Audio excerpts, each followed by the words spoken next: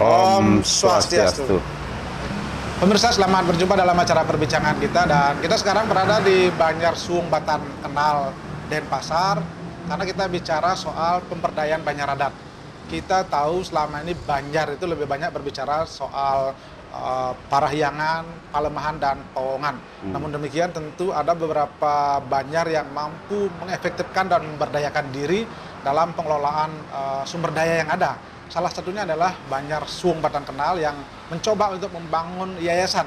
Yayasan inilah yang berfungsi untuk melakukan pemberdayaan terhadap krama dalam 3 hal tersebut, yakni Trihita Karana, parahyangan, palemahan, dan powongan.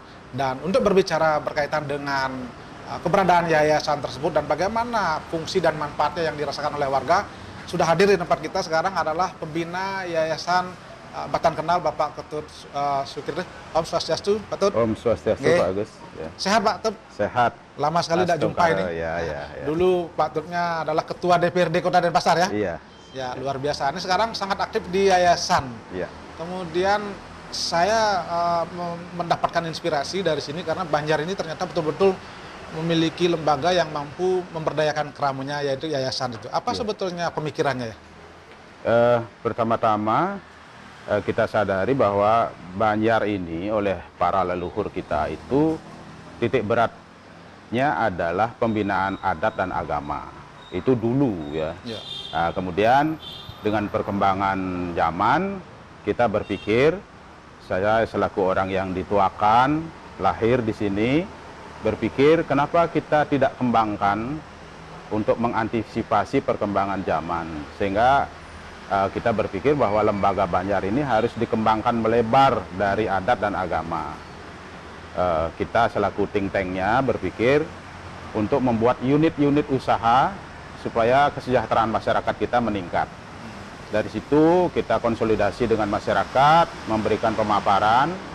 Akhirnya ada pencerahan di tengah-tengah masyarakat bahwa tantangan kita ke depan adalah kesejahteraan supaya kita bisa survive di tengah-tengah perkembangan yang semakin berat ini. Nah, kemudian kita rintis demi sedikit usaha-usaha, kita kembangkan pasar, kita kembangkan koperasi, kita kembangkan unit-unit lain. Misalnya seperti usaha retail.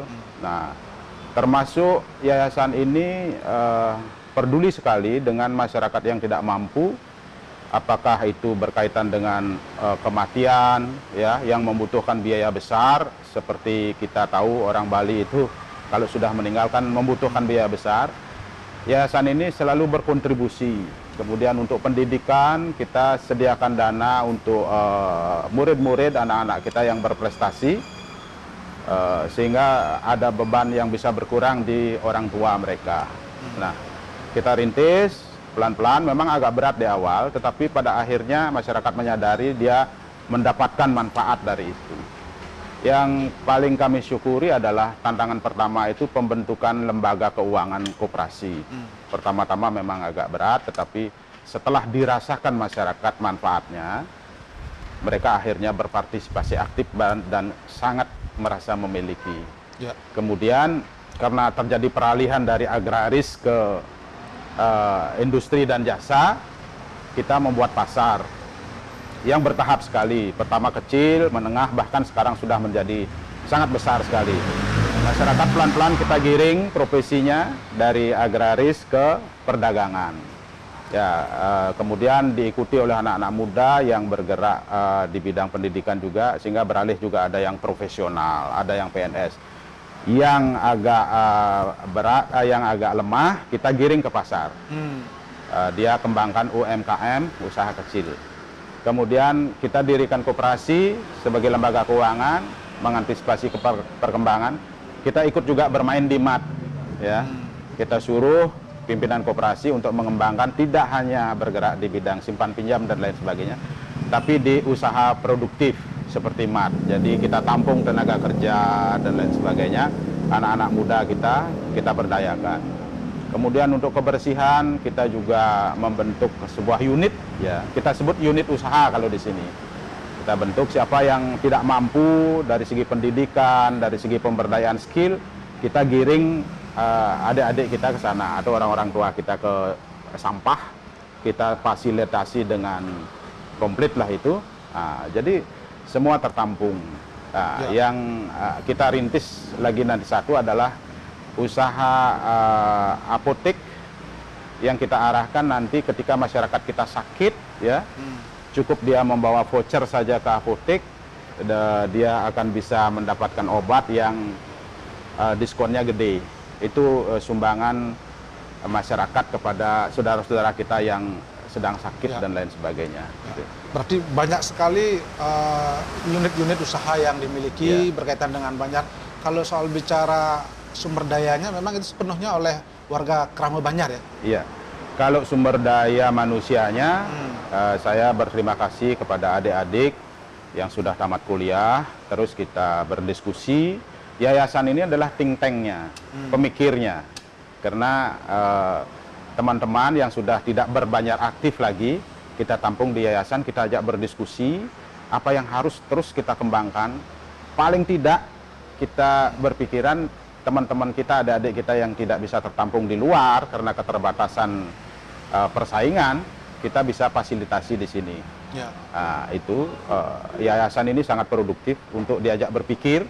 Nah, begitu masuk kepada program dan teknis, maka kita panggil adik-adik kita yang muda-muda, siapa yang bisa dan tepat mengelola unit usaha ini. Artinya dilakukan secara manajemen modern seperti itu ya? Iya, betul. Itu semua Kramo sudah bisa tertampung dalam yayasan ini ya?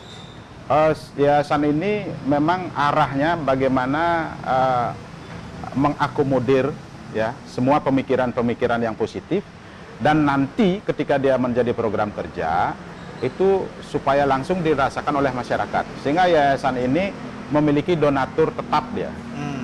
Di samping donatur-donatur lepas yang setiap saat kita bisa himpun dananya. Donatur tetapnya kita sudah punya, itu adalah bagian dari unit usaha yang kita ciptakan, kita bentuk dari hasil diskusi-diskusi kita di yayasan. Gitu. Bagaimana dengan sinergi antara desa adat atau Banjar Adat ini dengan desa dinas dan juga pemerintah? Ini ternyata disambut positif sekali oleh pemerintah daerah, program-program ini, karena sesungguhnya kita akan ingin membantu pemerintah ya untuk mengimplementasikan program kesejahteraan masyarakat itu. Kalau pemerintah kan regulasi dia. Nah, kalau kita langsung kepada action plan-nya, sehingga apa yang diberikan oleh pemerintah, misalnya kita butuh pasar ini perlu direvitalisasi, maka kita datang kepada pemerintah, mohon dibantu pembiayaan dan lain sebagainya, dan astungkara pemerintah sangat responsif ya. Nanti hasil nyatanya itu kita kontribut lagi ke masyarakat, dan yayasan ini non profit ya. Orang-orang yayasan ini pun tidak pernah memikirkan gaji, tidak pernah memikirkan apa yang dia dapatkan. Yayasan ini, pengurus-pengurus yayasan termasuk saya selaku pembinanya berpikir bagaimana masyarakat kita bisa terangkat ya dari grade yang begitu di bawah, mudah-mudahan bisa terus-menerus ke atas gitu. Bagaimana dengan Kramo lain ini kan memang khusus untuk Kramo Ngarep. Kalau Kramo lain di sini kan saya lihat di Suung Batang Kenal banyak sekali juga ada pendatang seperti itu. Kita memberikan perlindungan juga kepada Kramo pendatang. Ownernya adalah Kramo Ngarep, tetapi kontribusinya melebar dia ke pendatang. Misalnya seperti sekarang ada wabah COVID ya, maka Kramo pendatang itu kita data ya. Yayasan ini berkontribusi terus menyalurkan sembako dan lain sebagainya, itu bentuk-bentuk. Kemudian juga Kramo pendatang itu kita terus edukasi bahwa Anda hidup di sini, Anda berkembang di sini, saya rasa wajib juga Anda memberikan kontribusi, sehingga di pasar itu tidak hanya Kramo kami saja yang berdagang, Kramo pendatang juga banyak. Dia bersinergi, ternyata bagus sekali. Pasar hidup dari Kramo pendatang, pendatang mendapat kemudahan dari koperasi dalam bentuk pinjaman, kemudian koperasi juga hidup dari dinamika perdagangan yang ada di pasar. Jadi sebuah sirkulasi peredaran ekonomi yang sangat produktif menurut saya. Baik, kita hentikan dulu sejenak, dan terima kasih Pak Tup, luar biasa, dan Pemirsa, kami akan kembali nanti setelah pariwara berikut ini.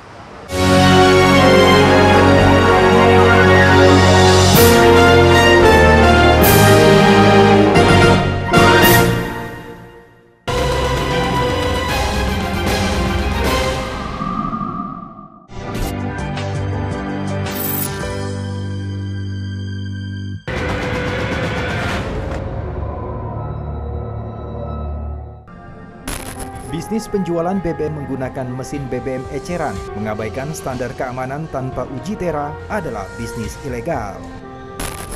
Perjanjian konsesi lahan yang dilakukan oleh PT KCN dengan pihak ketiga dilakukan tanpa melalui keputusan Presiden. Gagasan untuk pemindahan ibu kota ini sudah lama sekali muncul, sejak era Presiden Soekarno.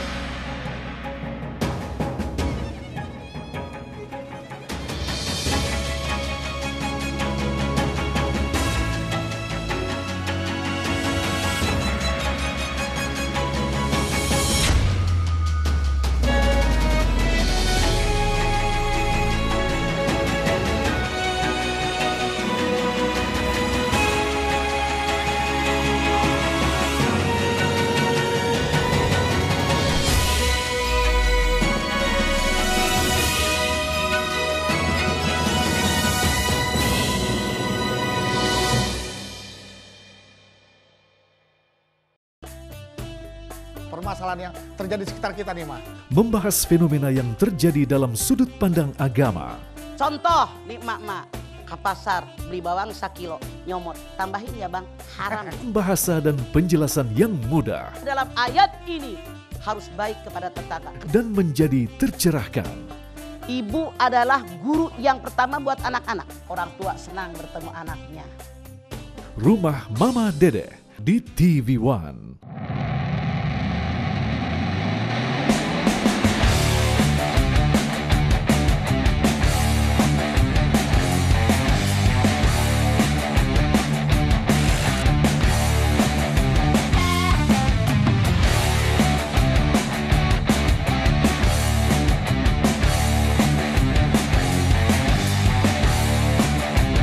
One Prix Indonesia Motor Prix Championship hanya di TV One. Tumpukan sampah plastik yang terdampar ini terbawa aliran sungai Cisadane dan memiliki kedalaman yang mencapai 1 hingga 3 meter dari dasar muara. Berapa banyak pemilik kendaraan mewah yang akhirnya mangkir sampai saat ini? Sekitar 1.140 Wow. kendaraan mewah yang belum melakukan pendaftaran ulang lagi. Secara nilai ya sekitar 25 sampai 30 miliar. Inilah saat-saat polisi membebaskan seorang ibu dan 2 anaknya yang disekap di rumahnya sendiri. Kabar pagi di TV One. Selamat siang pemirsa, saya Maria Gerada dan inilah Sidik Jari selengkapnya.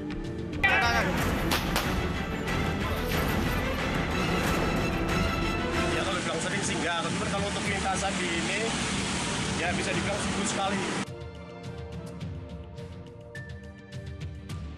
Dengan adanya gagal bayar itu adalah berdampak kepada bagaimana cara penagihannya.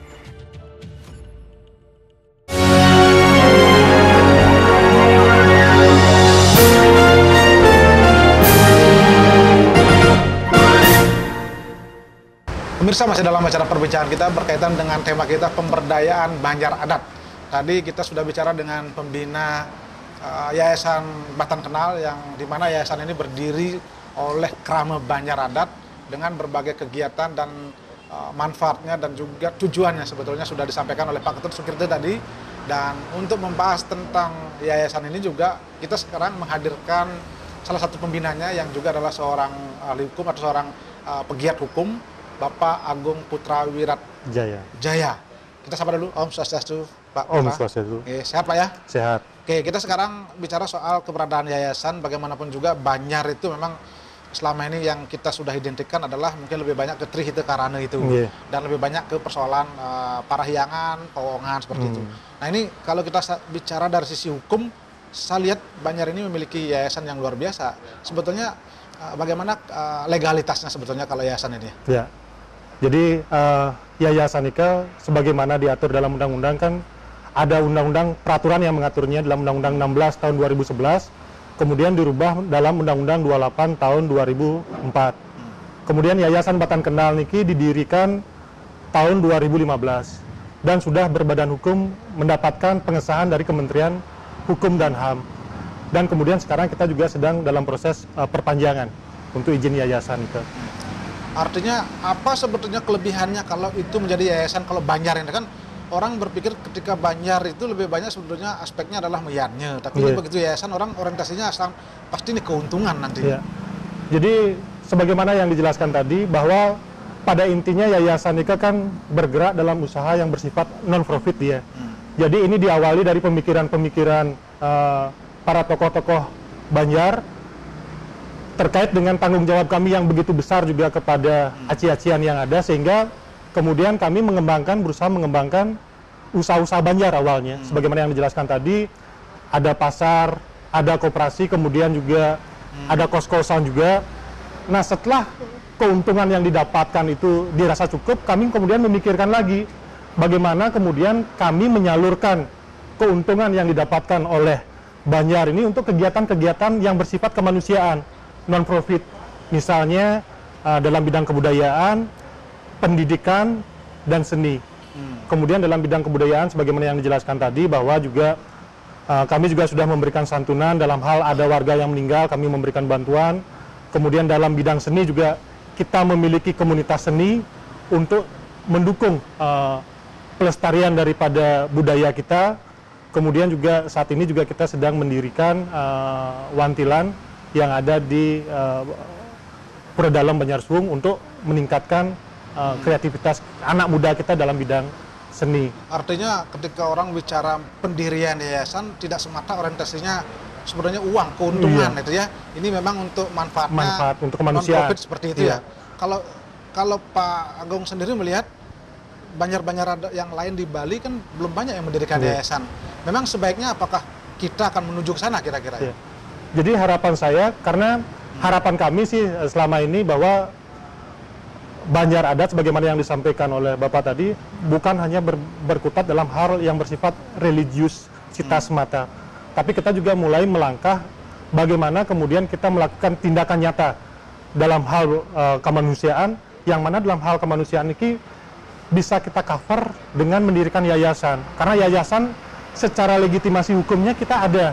Kemudian yayasan itu juga sifatnya transparan, sehingga apapun yang kita himpun, karena sama dengan kami bahwa yayasan itu tidak semata-mata kemudian walaupun usaha Banjar Nikah sebagai penopang utama daripada kegiatan adat, tapi tidak menutup kemungkinan apabila ada donatur-donatur lain, termasuk program dari pemerintah yang bisa kita salurkan, kita akan salurkan kepada pihak yang menerima, dan itu bisa diaudit nantinya kemana dana-dana tersebut kita gunakan untuk kegiatan-kegiatan yang tadi. Dan harapan kami semua desa adat melakukan hal-hal seperti ini karena tujuannya kan positif, tujuan untuk kemanusiaan. Kalau secara legal formal itu memang Banjar adat kan ada, kalau yayasan itu kan ada penanggung jawab, ada pengelolanya, itu diambil dari Krame sendiri. Bagaimana legalitasnya itu? Apakah Banjarnya yang bertanggung jawab atau personal-personalnya? Ya, kembali lagi bahwa yayasan ini berada di bawah Banjar, tetapi kemudian yayasan ini dioperasionalkan oleh orang-orang yang terdaftar dalam akta notarisnya. Jadi nanti apabila terjadi penyimpangan dan seterusnya, tetap yang bersangkutan yang bertanggung jawab. Inilah yang merupakan rambu bagi kita untuk tetap melaksanakan dalam tracknya. Personel orang-orang di yayasan itu yang harus bertanggung jawab. Harus bertanggung jawab. Bukan Banjar, kan? Bukan Banjar.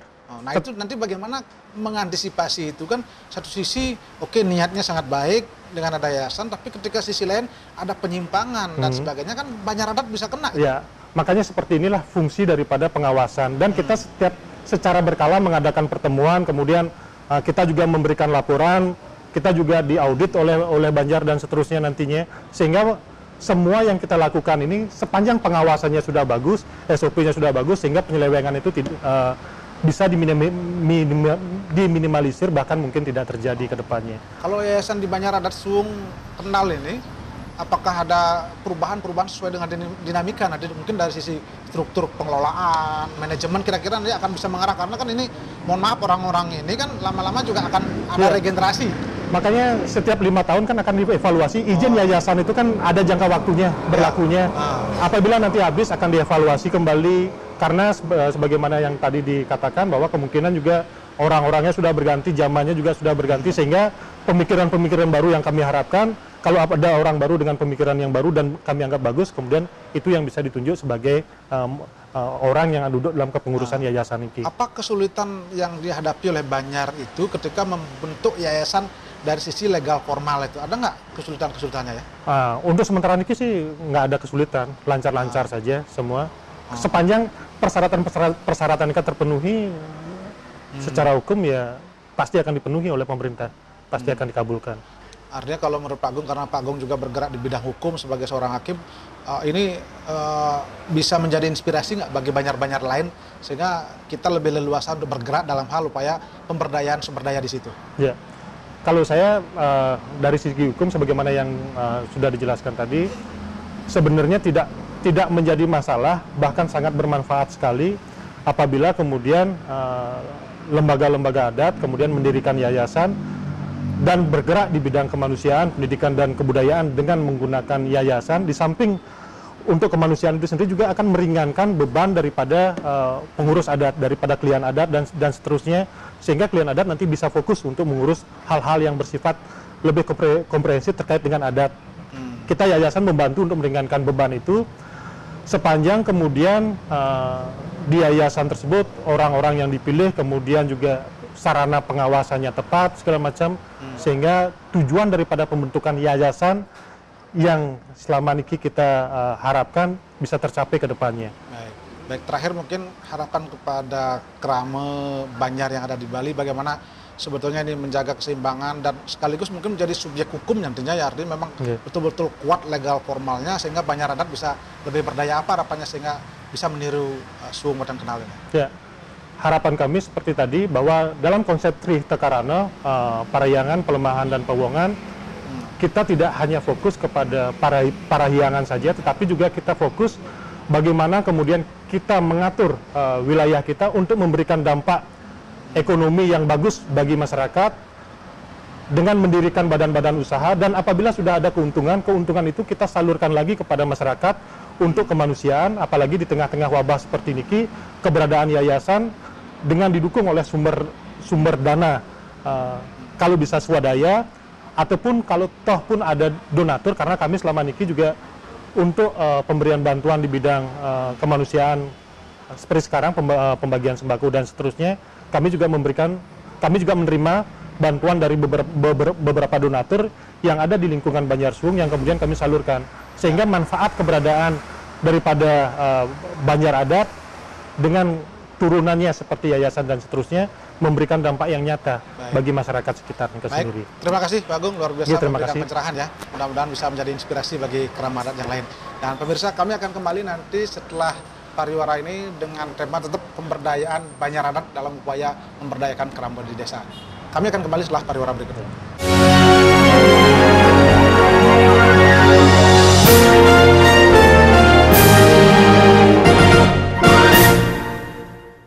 Kami hadirkan isu utama dan strategis. Kami akan bawa Anda untuk berbincang-bincang dengan para narasumber nanti. Efek jerah itu last resource aja sih. Karena inilah yang terbaik dan paling adil. Ya, dunia politik seakan tidak ada habisnya, pemirsa. Satu isu kemudian tumbuh isu yang lain. Kemudian menjadi sorotan adalah wacana terkait pemilihan presiden diserahkan kepada MPR.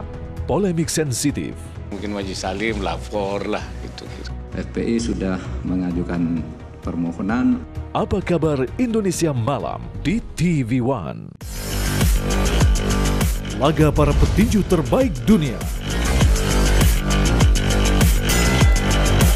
disaksikan jutaan pasang mata.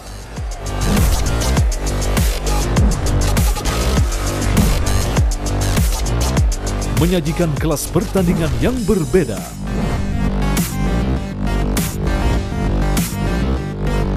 Saksikan Best World Boxing hanya di TV One.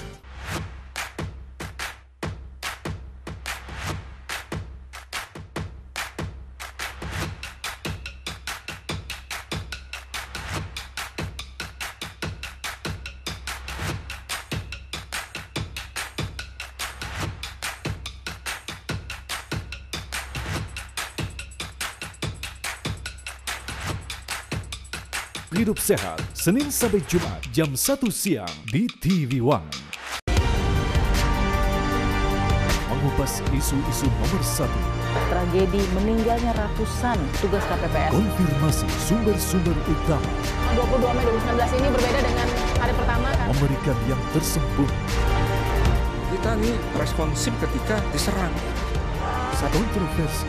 Atau skill malam Konspirasi. bertahan menguasai dunia. Bukan cerita, tapi fakta.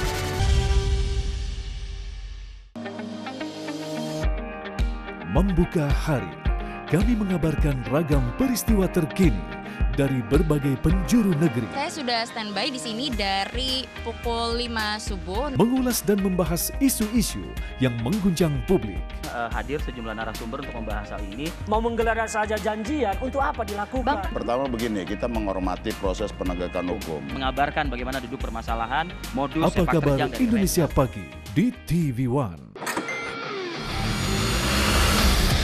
Rangkuman peristiwa dari arena otomotif. Dari hingar-bingar panggung balapan hingga pernak-pernik modifikasi.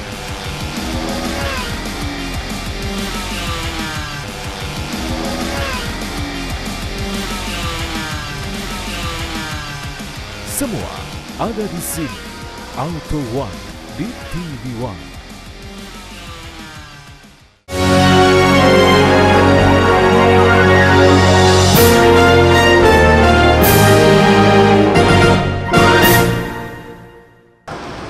Pemirsa, masih dalam acara perbincangan kita berkaitan dengan pemberdayaan Banjar Adat melalui yayasan yang dilakukan oleh Banjar Suung Batan Kenal. Tadi kita sudah bicara secara legalitas formal bagaimana sesungguhnya Banjar Adat ini mampu dan bisa untuk membentuk yayasan untuk memberdayakan sumber daya yang ada, baik sumber daya manusianya maupun sumber daya alam yang ada di situ. Dan kita sekarang akan bicara dengan pengurusnya, pengurus Yayasan Batan Kenal. Akan bicara ide bagus Pak Wike, karena kita akan bicara apa sih operasionalnya dan bagaimana manfaatnya yang dirasakan oleh Kerama. Kita bicara dengan beliau. Om Swastiastu Pak Ide Bagus. Om Swastiastu. Sehat Pak ya? Sehat. Kita tadi sudah bicara soal legalitas formal berkaitan dengan keberadaan yayasan. Sebetulnya apa saja yang dilakukan oleh yayasan setelah berdiri 4 tahun ya, mungkin atau 6 tahun? Ini 5 tahun, Pak. 5 tahun ya. Apa yang sudah dilakukan oleh yayasan ini, Pak? Ini awalnya mungkin tadi sudah disampaikan, itu bahwa yayasan ini kan berdirinya itu tahun 2015, bulan Desember. Nah ini ada yang membuat tergerak hati masyarakat di sini, karena ada beberapa faktor atau aspek di masyarakat itu yang harus kita bantu. Nah, Banjar Adat kita itu memiliki pertama itu adalah lembaga, Pak. Ada lembaga koperasi, ada lembaga pasar. Itu lembaga koperasi itu berdiri tahun 86. Tanggal 5 Januari tahun 1986 itu namanya Usaha Bersama Sedana Buana.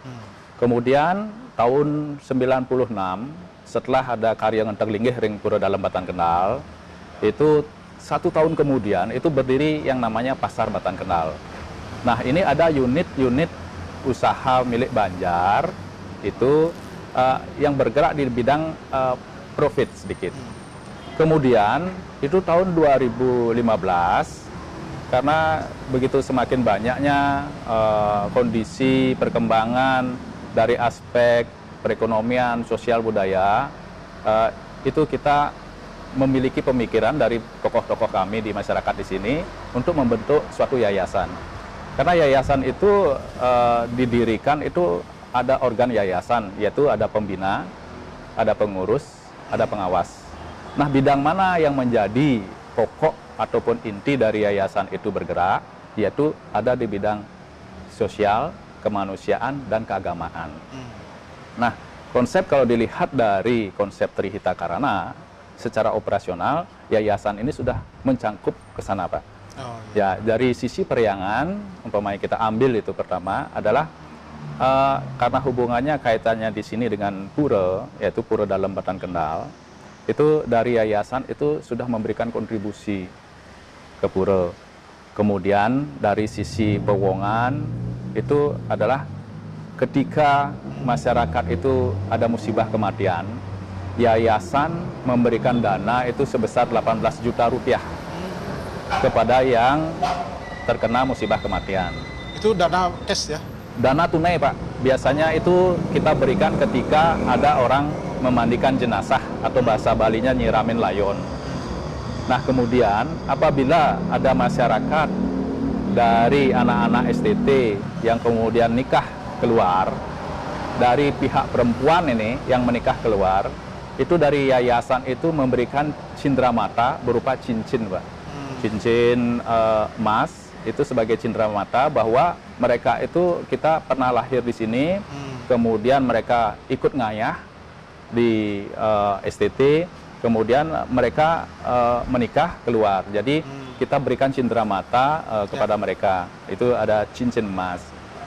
Nah, kemudian kalau lihat kemudian dari aspek yang lain yaitu pelemahan, itu kaitannya dengan lingkungan sekitar.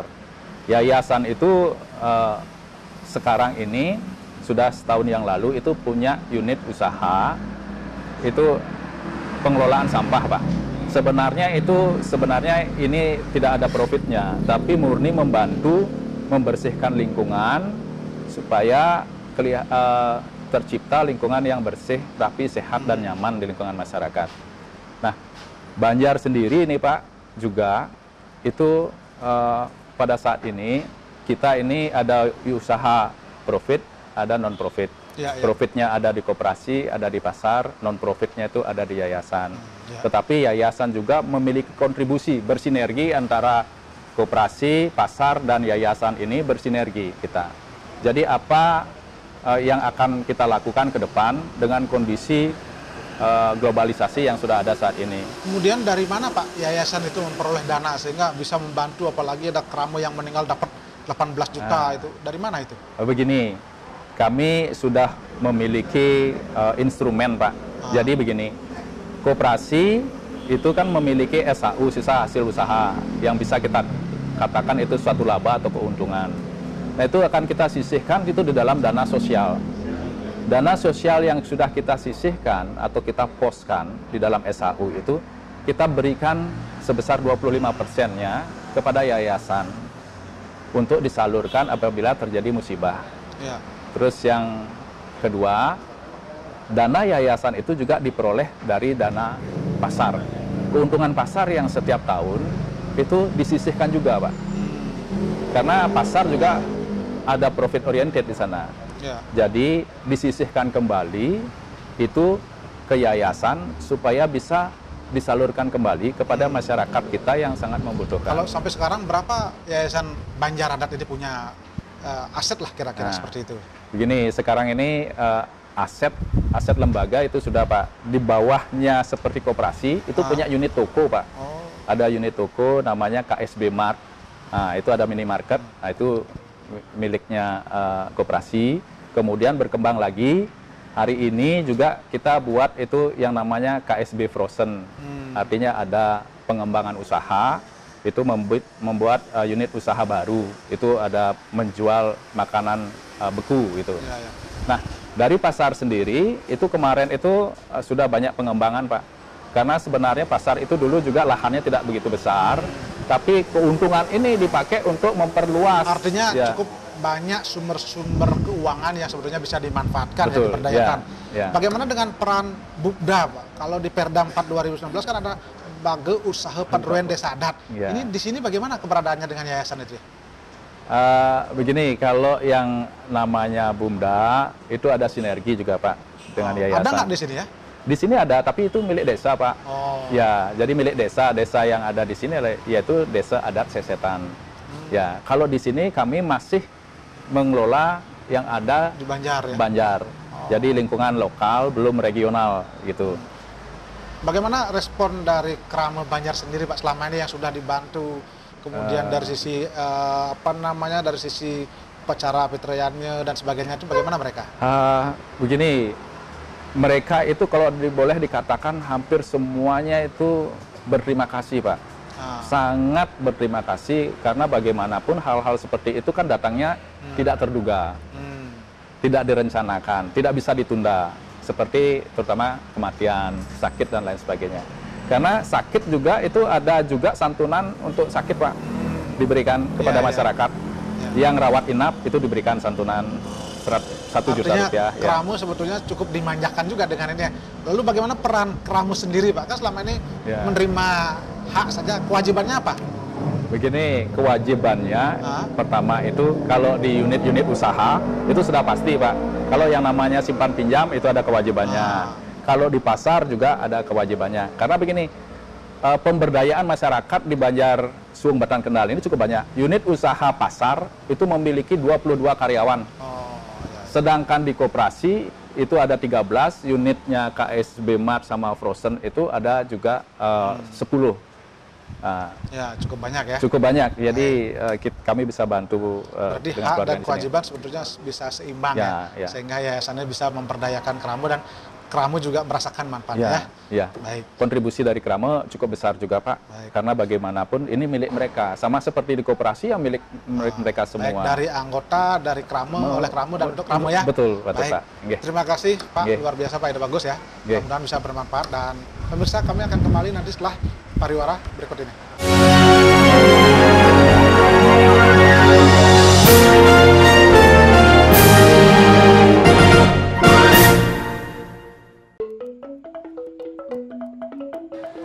Nanti Bu. Iki yang di Depok. Nanti nih. Iki. Oh, bongkot boleh. Sambal kan? Kecamatan Pak. Yang hitung ya. Nah, berapa sampean? Pak, ampun ampun plastik Pak. Oh, kan? Ya ampun nggak boleh tas. Oh, ampun masih Bu. Nggih. Yang hitung ya.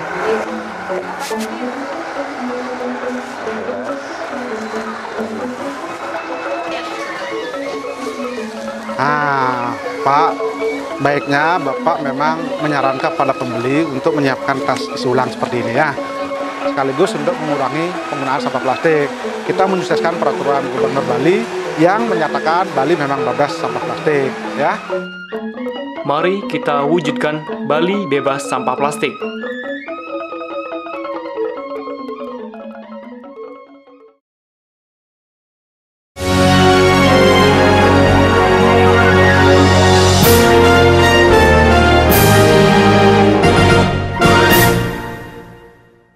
Pemirsa, masih dalam acara perbincangan kita berkaitan dengan pemberdayaan Banjar Adat melalui Yayasan Batan Kendal. Tadi kita sudah bicara dengan pengurusnya dari sisi operasional, kemudian dari sisi manfaatnya, dan tentu yayasan ketika bersentuhan dengan Banjar Adat yang dikhawatirkan nanti adalah bagaimana kalau ada hal-hal yang negatif atau hal-hal yang kurang baik, bagaimana proses pengawasannya itu dan pertanggungjawabannya seperti apa. Dan untuk itu sudah hadir di tempat kita sekarang adalah pengawas Yayasan Batan Kendal, Pak Wayan Wiryawan.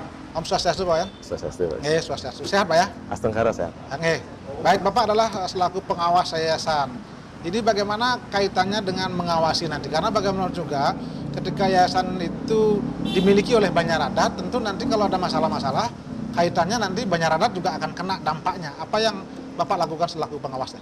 Betul, Puniki.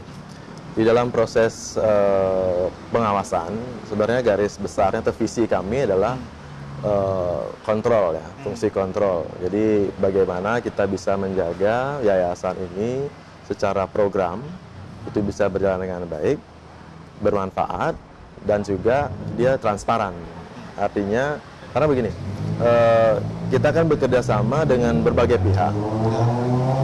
Boleh dibilang kita ini sebagai mediator lah, menjembatani antara masyarakat dengan berbagai pihak yang lain. Seperti tadi disampaikan bahwa sumber dana dari yayasan ini itu tidak hanya dari dalam Banjar sendiri. Nah, seperti tadi kita punya beberapa boleh dibilang penyandang dana inti ya, penyandang dana utama ya dari lembaga-lembaga usaha yang kita miliki, ada koperasi, pasar dan sebagainya itu. Nah, sedangkan di sisi lain kita juga menjadi mediator untuk pihak luar. Dari pemerintah juga ada maupun dari swasta.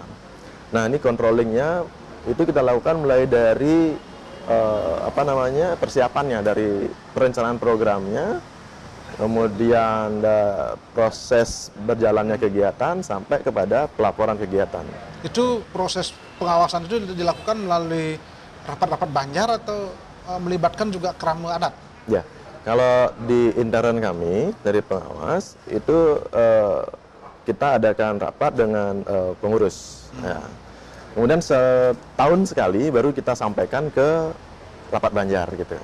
Ya, jadi secara regulernya kita mengadakan kontrol, kita ikuti proses persiapan, pelaksanaan dan pelaporannya itu setiap saat. Termasuk juga kita ada rapat-rapat rutin ya antara pengawas dan pengurus.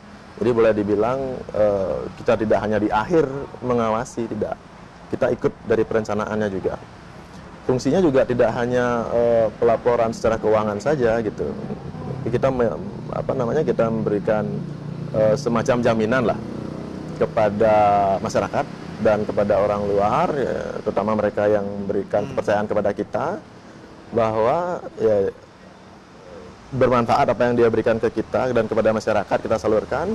Di samping itu juga kontrolnya adalah untuk membuat apa yang dikerjakan oleh pengurus itu jadi lebih baik. Jadi ada semacam feedback ya. Kalau berkaitan dengan proses pemberian bantuan oleh lembaga-lembaga yang ada di Banjar ini kepada yayasan, baik berupa dana, berupa materi, itu bagaimana proses pengawasannya sehingga ini jangan sampai nanti para donatur itu merasa kecewa atau mereka merasa tidak sesuai dengan harapan. Iya, betul. Kalau yang dari dalam sendiri, itu jumlahnya kan sudah tertentu ya. Jadi pihak dari koperasi maupun dari pasar dan yang lain itu mereka sudah punya nominal sendiri yang saya kira itu sangat besar sekali. Itu biasanya diberikan terprogram itu setiap tahun sekali. Nah, dari situ kita punya catatan berapa nilai yang masuk ke yayasan. Kemudian setiap saat akan ada dari pembukuannya ataupun dari kegiatannya kita kan tahu ya, karena kita ada di sini juga. Seberapa disalurkan misalnya ke warga yang santunan untuk warga yang meninggal, yang menikah, itu kita tahu semua datanya. Jadi itu kita kontrol secara pembukuan. Ya. Kemudian yang dari pihak luar itu kan tidak tentu ya, artinya tidak terprogram dia masuknya. Itu juga kita minta dari pengurus supaya transparan. Berapa yang masuk, seberapa keluar. Jadi seperti itu, kita ikuti terus. Ada semacam akuntabilitas atau mungkin rambu-rambu kepada lembaga luar, artinya bukan kerama sendiri yang usaha-usaha yang ada di Banjar ini untuk meminta kontribusi, sehingga jangan sampai nanti kesannya ini kok premanisme seperti itu. Ada nggak rambu-rambunya itu? Ada rambu-rambu itu. Kalau misalnya dengan keluar, itu sering kita mengajukan proposal ya, jadi pengurus mengajukan proposal, mungkin bentuk yang kita harapkan itu sumbangsanya berupa CSR seperti itu. Jadi mereka di situ juga transparan gitu. Kemudian untuk akhir tahun seperti kita expose kemudian itu baik ke warga kita dan juga ke pihak luar gitu. Jadi kita expose apa yang kita sudah terima, apa yang sudah dikerjakan, inilah hasilnya gitu. Mudah-mudahan nanti setiap akhir tahun biasanya. Akhir tahun ini kita expose juga, kita undang para donatur itu, para pengusaha, seperti ini kegiatan kita. Jadi dengan begitu harapan kita mereka bisa melihat bahwa apa yang mereka sumbangkan itu benar-benar tersalurkan dan bermanfaat, dan juga men-trigger mereka, memicu mereka untuk mau membantu lagi kegiatan berikutnya. Kalau selama ini ada nggak persentase kontribusi yang diberikan oleh orang-orang luar atau kerama non ngarep yang ada di Suung Batan Kenal ini kepada yayasan ini dibandingkan dengan yang ada di kerama ngarep sendiri? Arti kontribusi pemberian, sumbangan ataupun apapun itu terkait dengan keberadaan yayasan. Oh ya. Kalau secara angka ya, persentase ya, saya tidak begitu hafal angkanya. Tapi kalau dilihat sampai 5 tahun ini sudah berjalan, saya kira memang dari sumber dana yang paling besar itu yang dari pasar dan koperasi. Dari internal sendiri ya. Jadi bukan dari luar kerama ngarep ini kan? Dari lembaga luar swasta itu ada cukup besar juga sebenarnya. Tapi yang memang paling dominan dari badan usaha yang kita sudah punya itu. Pak, bagaimana dengan keberadaan kerama non ngarep? Di sini kan saya lihat banyak sekali kerama non ngarep gitu. Artinya mereka juga bisa merasakan kan manfaat dari Yayasan Banjar ini. Iya. Jadi di sini kan ada istilah Banjar, nyade, pengele gitu ya. Jadi warga yang tidak ngarep juga termasuk itu. Karena setiap program yang kita lakukan itu ada catatannya juga. Misalnya seperti sekarang ya, ini kan mereka juga terdampak sebenarnya. Jadi itu juga mereka mendapat perhatian seperti itu juga. Entah itu pembagian sembako, termasuk juga kita misalnya santunan untuk kesehatan ya. Ketika ada yang sudah lingsir atau yang sudah tidak jadi warga ngarep, itu masuk rumah sakit, itu jadi yayasan sudah punya ininya. Jadi ada bantuan lah untuk itu. Berapa orang sih kerama ngarep di sini Pak dibandingkan dengan warga non ngarep gitu? Kalau yang ngarep itu kurang lebih 160 kakak ya. Kalau yang yang non ngarep itu mungkin kurang lebih 80 ya, kurang sekitar itu. Jadi perbandingannya tidak terlalu jauh juga ya? Iya. Baik, terakhir Pak, mungkin harapan Pak dengan adanya yayasan seperti ini bisa memberikan inspirasi kepada Banjar-Banjar lain, apa harapannya? Iya. Kalau saya memang melihatnya dari sisi manfaat ya, bahwa kami sebagai warga di sini dengan adanya yayasan ini itu sangat memberi manfaat gitu ya. Artinya secara sosial, secara kemasyarakatan ini lebih ke aplikasi dari yang namanya hidup hidup sosial gitu ya, bahwa saling bantu gitu ya. Saling dukung satu sama lain, yang punya lebih gitu, dia bisa membantu yang berkekurangan gitu ya. Jadi semuanya bisa merasakan manfaat dengan adanya yayasan ini. Dan di samping itu memang keberadaan yayasan ini kan sebagai jembatan ya. Sebagai jembatan antara masyarakat yang bergerak secara sosial dan juga bagi mereka yang ya berkelebihan gitu ya, yang punya lah, artinya yang lebih bukan berarti punya uang saja, tapi lebih punya hati gitu ya. Mereka punya kepekaan, mereka bisa bantu melalui yayasan gitu. Saya kira itu. Baik, terima kasih Pak Wayang, luar biasa ya. Mudah-mudahan bisa memberikan inspirasi pada Banjar lain sehingga membentuk yayasan yang tugasnya memperdayakan kerama sendiri ya. Terima kasih ya. Baik, pemirsa, kami akan kembali nanti setelah pariwara berikut ini.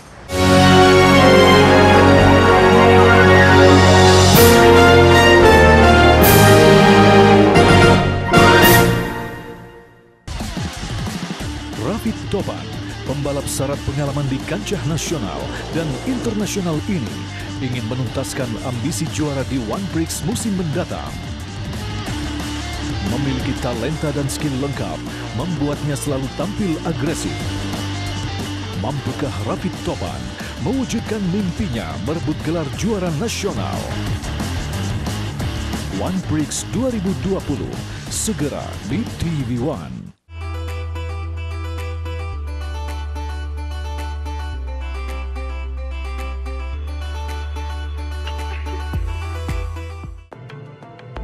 Nama Reinhard Sinaga menggemparkan publik internasional karena perbuatannya.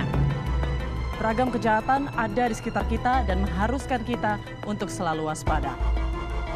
Rampung sudah dilakukan pembongkaran makam dan juga otopsi terhadap jasad Lina Jubaidah. Ragam Perkara hadir dengan serangkaian informasi kriminalitas, hukum, dan sosial. Bersama saya Putri Windasari, Ragam Perkara. Ketika dua hal bertolak belakang, kami hadirkan berhadapan. Cara pandang dan sikap berbeda, melahirkan polemik, bahkan kontroversi. Tidak pernah tanah dikuasai swasta, Bu. Ini Indonesia. Kami hadirkan dua sisi, Anda yang menarik konklusi. Saya, Tisa Noveni, di antara dua sisi.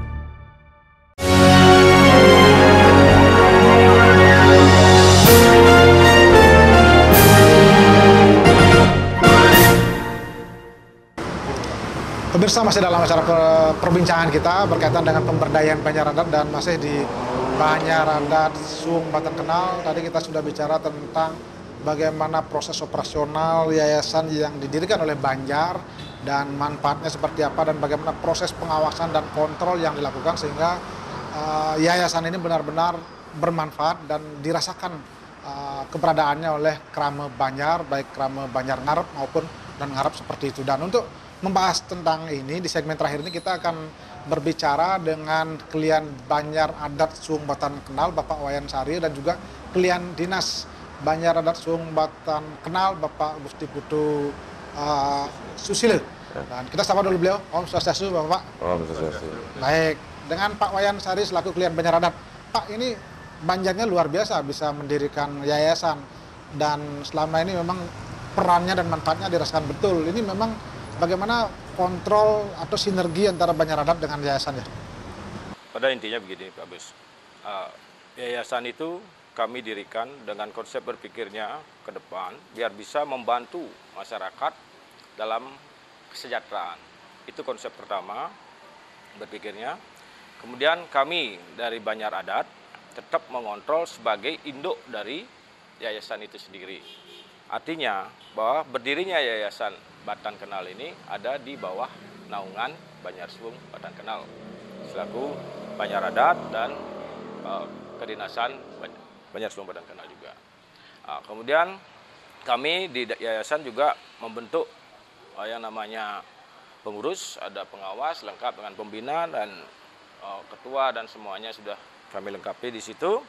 Nah, ini kontrol pertama yang jelas kami akan serahkan secara intern di pengawasan dari tim pengawas. Kemudian semua kegiatan juga akan dipantau atau kalau kita bilang dalam rapat kita ambil dulu istilahnya kita sering mengadakan rapat lembaga. Kemudian dari masing-masing lembaga yang ada termasuk yayasan juga di situ memberikan apa program-program ke depannya kepada perjuru adat dan perjuru dinas.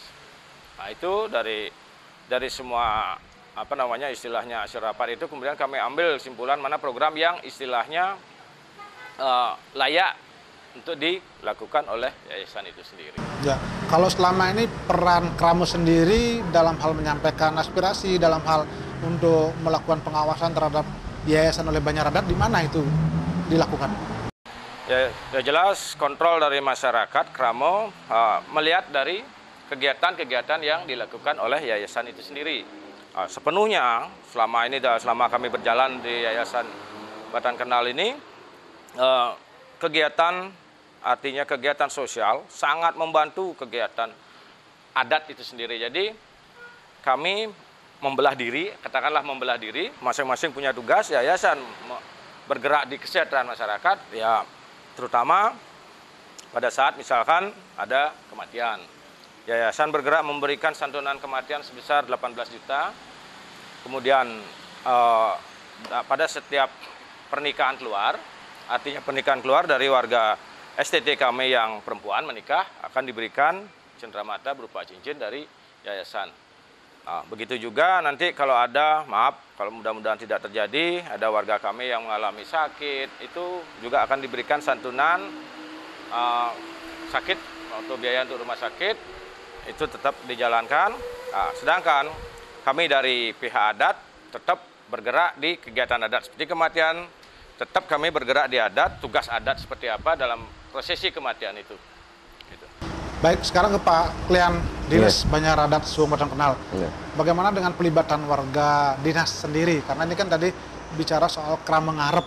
Kemudian bagaimana dengan Kramo dinas? Saya dengar di sini kan Kramo dinasnya lumayan banyak juga.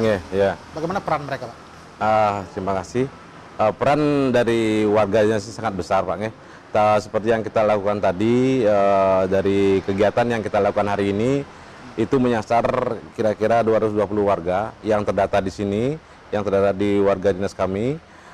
Peran yayasan di sini sangat membantu kami karena terutama kegiatan-kegiatan seperti kedinasan seperti posyandu, pogeng dan sebagainya, semua itu yayasan memberikan bantuan kepada kami. Jadi kegiatan-kegiatan kedinasan untuk yang sudah berlangsung dan yang akan berlangsung itu sangat terbantu dengan adanya yayasan di sini. Ya. Artinya mereka punya hak dan kewajiban yang sama nggak dengan warga ngarep? Kalau untuk warga dinas, untuk hak mungkin tidak sama dengan warga ngarep. Tapi kewajiban kami harapkan mereka bisa membantu kami dalam sektor satu, gotong royong, kegiatan-kegiatan seperti itu, kegiatan sosial. Gitu. Mungkin yang lain, kewajiban lain kira-kira apa yang bisa mereka lakukan selama ini yang sudah berjalan? Yang selama ini sudah berjalan, salah satunya adalah kegiatan-kegiatan seperti gotong royong yang kita rutin adakan di minggu pertama awal bulan. Yang kedua adalah kegiatan porkal, Pak. Pekan olahraga kelurahan yang kami laksanakan setiap tahun sekali. Mereka kami libatkan dalam hal-hal kegiatan seperti itu agar memiliki rasa memiliki kepada Banjar ini. Gitu. Baik. Ya. Saya kembali Pak klien adat. Ketika mereka kontribusinya kan berbeda-beda, tentu hak dan kewajibannya berbeda. Nah, kemudian bagaimana upaya dari yayasan dan Banjar Adat ini untuk memberdayakan sumber-sumber daya yang lain, misalnya di sini kan ada lembaga-lembaga usaha lain juga. Ini kan tadi pasar, kemudian yang lainnya kan internal itu. Kalau lembaga-lembaga lain yang ada di sini, apa upaya-upaya yang dilakukan untuk memberdayakan mereka sebenarnya tempat usaha seperti itu? Selama ini ya kami bekerja sama baik dengan beberapa perusahaan-perusahaan yang ada. Artinya mungkin sebagai teman dekat lah, artinya kedekatan kami dengan beberapa pengusaha yang ada di sini. Mereka ini respect membantu kami. Apalagi dalam kondisi seperti sekarang, kasus penanganan istilahnya dampak dari COVID ini, mereka respect sekali. Mereka malah memberi bantuan beberapa unit sembako, beberapa istilahnya bahan baku makanan lah seperti tadi yang sampaikan.